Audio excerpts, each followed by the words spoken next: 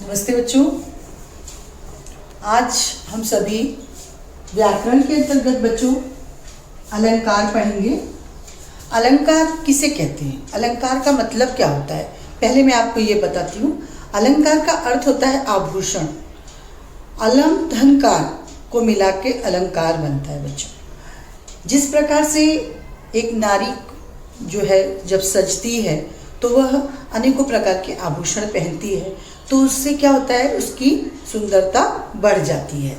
उसी प्रकार से बच्चों जो हमारी ये कविता है उसमें भी अलंकार जो है लग जाते हैं। जब अलंकार जो आ जाते हैं तो उससे क्या होता है, कविता की शोभा बढ़ जाती है।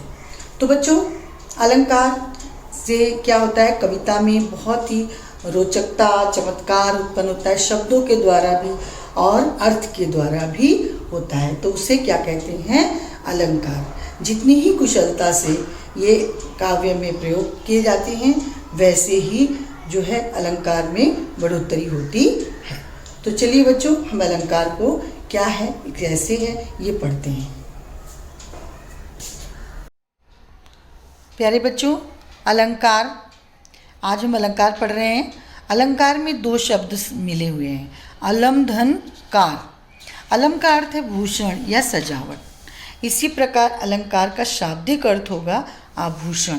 जिस प्रकार आभूषण शरीर की शोभा बढ़ाते हैं उसी प्रकार अलंकार जो हैं वो कविता की शोभा बढ़ाते हैं अर्थात सुंदरता बढ़ा देते हैं। इनके प्रयोग से भाषा चमत्कारी बनती है।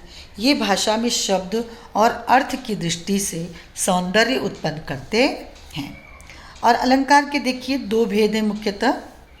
पहला है शब्दालंकार और दूसरा है अर्थालंकार। तो पहले हम शब्दालंकार के बारे में देखते हैं। शब्दालंकार जहाँ शब्दों में चमत्कार उत्पन्न करके कविता को सजाया जाता है वहाँ शब्दालंकार होता है। अब देखिए शब्दालंकार के जो है प्रमुख निम्न भेद हैं।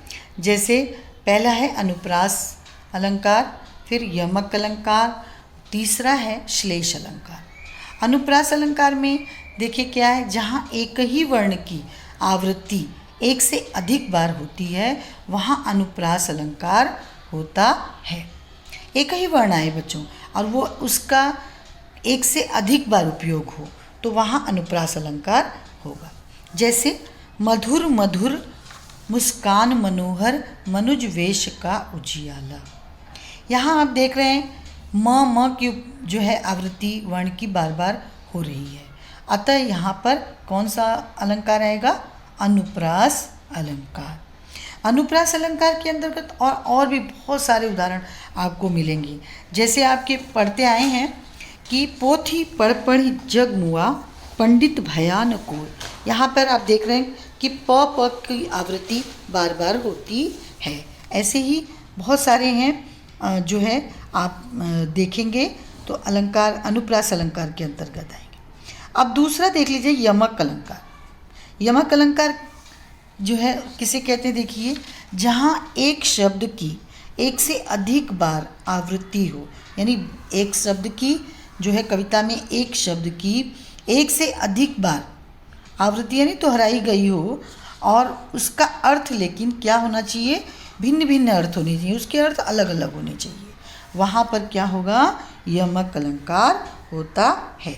जैसे जेते तुम तारे तेते नभ में न तारे हैं। यहाँ पे बच्चों क्या बताया गया है कि यहाँ तारे का जो है अलग अलग अर्थ है। देख रहे हैं आप मोटा मोटा तारा लिखा हुआ है। यहाँ तारे के अलग अलग अर्थ हैं। पहले तारे शब्द का अर्थ है उद्धार करना। दूसरे तारे से ये समझ में आता है कि आकाश में चमकने वाले तारों से। जितने तुम तारे मतलब जेते तुम तारे, जहाँ तुमने इतने का उद्धार किया, उतने तेते नभ में न तारे, उतने आकाश में, नभ यानी आकाश में तारे नहीं हैं, इतना मतलब बताया गया है। फिर देखिए बच्चों श्लेष अलंकार।